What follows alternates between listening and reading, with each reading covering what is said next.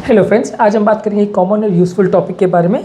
आज हम बात करेंगे कुछ लोग इस तरह की समस्या लेके आते हैं कि मुझे ठंड बहुत ज़्यादा लगती है, बिना कारण के ठंड लगती है। ठंड बर्दाश्त नहीं होती। गर्मी के मौसम में तो ठीक रहता हूँ, लेकिन ठंड के मौसम में इतनी ज़्यादा ठंड लगती है कि टॉलरेट नहीं हो पाता। तो आज हम बात करेंगे कुछ यूज़फुल टिप्स इन लोगों के लिए जिनको ठंड बहुत ज़्यादा लगती है या ठंड बर्दाश्त नहीं होती, बॉडी हमेशा ही उनकी कोल्ड महसूस होती है। वो लोग को क्या चीज़ें ऐसी करनी चाहिए जिससे कि उनको ठंड रिलेटेड प्रॉब्लम्स कुछ हद तक कम लगे। टॉपिक पर जाने से पहले जो लोग हमारे चैनल पे नए हैं उन्हें रिक्वेस्ट करूँगी चैनल को सब्सक्राइब करके मैं इंस्पायर और मोटिवेट करें और वीडियोस को ज़्यादा से ज़्यादा लाइक और शेयर करें।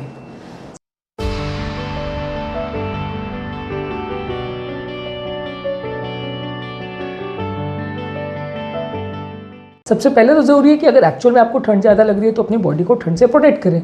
इसके लिए ये है कि ज़्यादा से ज़्यादा गर्म कपड़े पहने। गर्म कपड़े भी कई लेयर्स में पहने।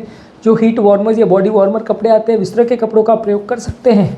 और ज़्यादातर पाँव के लिए सॉक्स, हाथ के लिए मोजे, चेहरे के लिए स्कार्फ, कान को कवर करने के लिए भी कुछ पहने। तो इस तरह की चीज़ें अगर आप पहनते हैं तो एटलीस्ट अगर ठंड के वातावरण में जा रहे हैं या घर से बाहर निकल रहे हैं तो ठंड की वेव से अपने आप को प्रोटेक्ट कर सकते हैं। तो इससे आपको कंपेरेटिवली गर्मी का एहसास होगा और आपको ठंडी कंपेरेटिवली कम लगेगी। एक्चुअल में अगर कोल्ड इंटॉलरेंस है तो ये करना चाहिए। इसके अलावा हीटिंग डिवाइसेस यूज़ कर सकते हैं आप। अगर ठंड ज़्यादा लग रही है तो रूम का टेम्परेचर ही थोड़ा गर्म कर लीजिए। उसमें चाहे तो एयर कंडीशन के माध्यम से या रूम वार्मर्स या रूम ब्लोअर्स वगैरह जो आते हैं उसके माध्यम से आप रूम को थोड़ा सा गर्म रख सकते हैं। तो प्रोटेक्टेड एनवायरनमेंट में आप अगर रहते हो तो आपको उतना ज़्यादा ठंड लगने का प्रॉब्लम नहीं होगा जितना रेगुलर लोग को होता है। रूम का टेम्परेचर या घर का टेम्परेचर थोड़ा हायर साइड पे ही रखें तो ज़्यादा अच्छा होगा। जो लोग के घर में एयर कंडीशन है और इसके एनवायरनमेंट में रहते हैं वो टेम्परेचर को थोड़ा हायर साइड पे मेंटेन करें। नॉर्मली आदमी 17, 18, 20 के आसपास एसी का टेम्परेचर रखता है, आप 25, 26 के आसपास एसी का टेम्परेचर रखें तो आपको कंपेरेटिवली थोड़ा सा ठंड का एहसास कम होगा, कंपेरेटिवली थोड़ा सा गर्मी लगेगा। पर ऑब्वियसली ये सारी चीज़ें में थोड़ा सा कॉस्ट कंसर्न्स तो होता ही है। कंटिन्यूसली आप एयर कंडीशन एनवायरनमेंट में अगर रहते हो तो भी दिक्कत है, और बाहर अगर एक्सपोजर ना ज़्यादा कर सको तो भी थोड़ा दिक्कत है। तो ये इशू थोड़ा सा मैनेज करना हर आदमी के लिए उतना ईजी नहीं है, पर जहाँ तक पॉसिबल हो अगर आप अपने आप को ठंड से प्रोटेक्ट करें, गर्म कपड़े पहने और घर का एनवायरनमेंट थोड़ा गर्म रखें तो आपको कंपेरेटिवली उतना ठंड का एक्सपोजर नहीं होगा, साइड इफेक्ट्स कम होंगे। नेक्स्ट है कि हॉट बेवरेजेस यानी गर्म चाय या गर्म पेय पदार्थ जो है, हर्बल चाय है खासकर नींबू डाल के, या गर्म सूप्स वगैरह आप पी सकते हैं। इससे आपका बॉडी टेम्परेचर अंदर से थोड़ा गर्म रहेगा, आपको थोड़ा गर्म का एहसास रहेगा। जिस तरह से हम जानते हैं कि ठंड के वातावरण में जब हम चाय वगैरह पीते हैं या कॉफ़ी पीते हैं तो हमें अच्छा लगता है, तो उसी तरह से आप मान के चलिए कि अगर आपको हमेशा ही ठंड लगने का प्रॉब्लम रहता है तो थोड़े ठंड के बेवरेजेस या ठंड के पेय पदार्थ ज़्यादा लें। और गर्मी का प्रोटेक्शन वगैरह जो मैं कह रहा हूँ कि गर्म कपड़े पहनना है, गर्म एनवायरनमेंट थोड़ा घर का करके रखना। अगर आपको ठंड का प्रॉब्लम हमेशा होता है या साल भर होता है तो आप बाकी टेम्परेचर्स के टाइम पे भी या जब बहुत पीक ठंड नहीं भी है तो भी ये गर्म कपड़े पहनने का एक्स्ट्रा प्रिकॉशन रख सकते हो। ऑब्वियसली जब पीक सर्दी होती है या ठंड का मौसम सबसे ज़्यादा होता है तो हम सभी ठंड के कपड़े पहनते हैं, लेकिन आप थोड़ा ज़्यादा टाइम के लिए उसको पहन सकते हैं ताकि आपको सिर्फ पीक गर्मी के टाइम पे आप कम कपड़े पहने तो चलेगा, लेकिन बाकी टाइम पे आप थोड़ा एक्स्ट्रा प्रोटेक्शन लेके रखो तो ज़्यादा अच्छा है आपके लिए, ताकि आपको उतना एक्सपोजर ही ना हो ठंड का। इसके अलावा ज़रूरी है कि बीच बीच में आप हॉट वाटर के या गर्म पानी के शावर्स या बाथ्स ले सकते हो।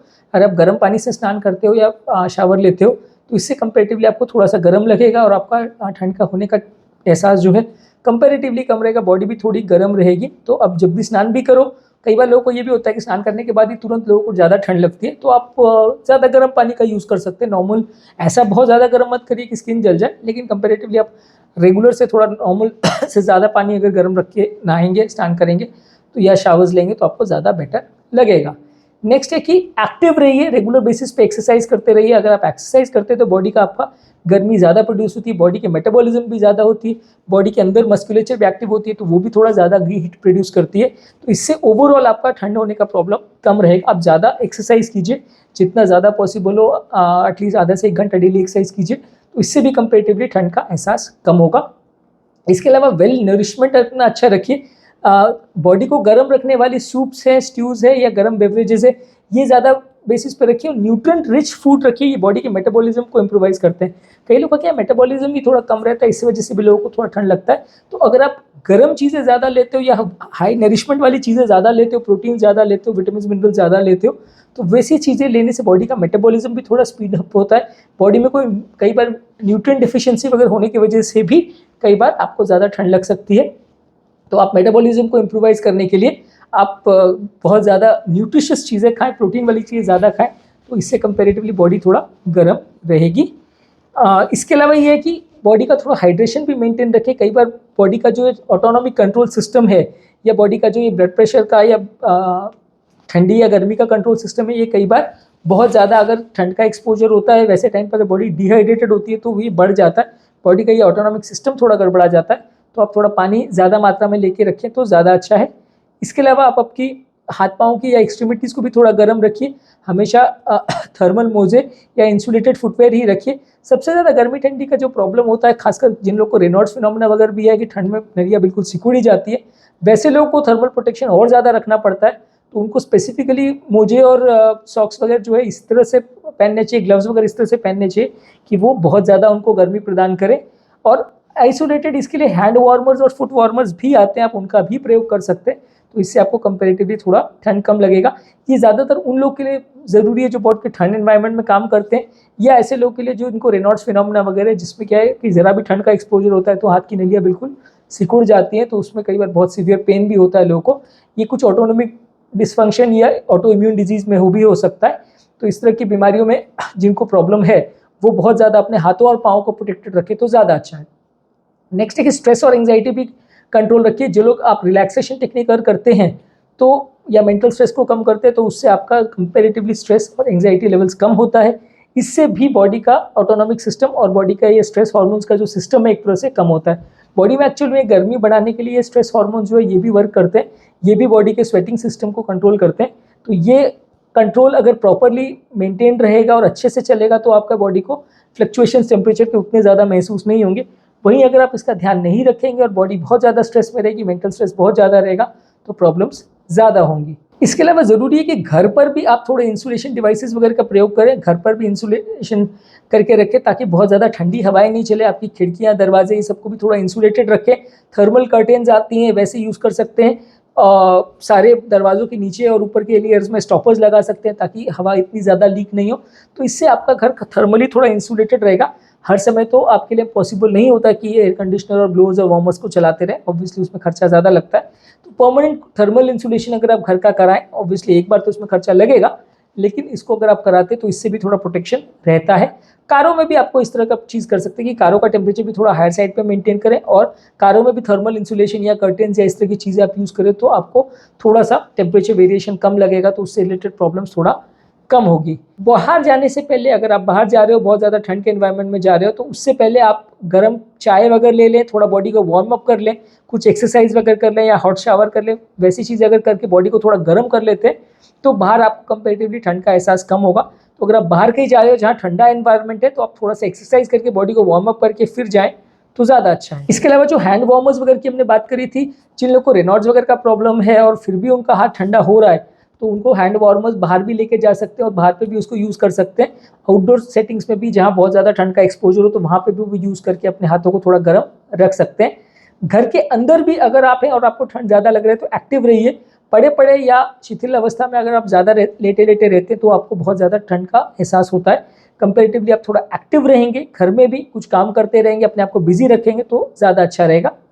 गर्मी रखने के लिए कुछ फूड आइटम्स हैं, जैसे कि अदरक है, दालचीनी है यानी सिनेमन है, कायन पेपर है यानी शिमला मिर्च का वैरायटी है, गार्लिक है यानी लहसुन है, और हॉट स्पाइसेस यानी मसाले जो हैं ये बॉडी को गर्म रखने में मदद करते हैं। तो थोड़ा सा मसालेदार खाना ज़्यादा बनाए जिसमें अदरक, लहसुन, दालचीनी और बाकी मसाले आप ज़्यादा डालें, तो ये सारी चीज़ें जो है बॉडी को थोड़ा सा गर्म रखने में मदद करती है। तो अगर आपको ठंड का ज़्यादा एहसास होता है तो थोड़ा स्पाइसी खाना अगर आप खाते हैं या ये मसालों को ज़्यादा यूज़ करते हैं तो थोड़ा आपको बेटर लगेगा। आपकी बेडिंग जिसको आप यूज़ करते हैं या जिस बिस्तर पे आप सोते हैं उसको भी आप वार्म अप कर सकते हो, उसमें भी आप हॉट कुशन्स या क्विल्ट्स यूज़ कर सकते हैं, और उसके अलावा भी उसमें वार्मर्स आते हैं जो बेड को वार्म करते हैं, वैसी भी चीज़ों का आप प्रयोग कर सकते हैं, तो उससे भी थोड़ा ठंड का एक्सपोजर कम होगा।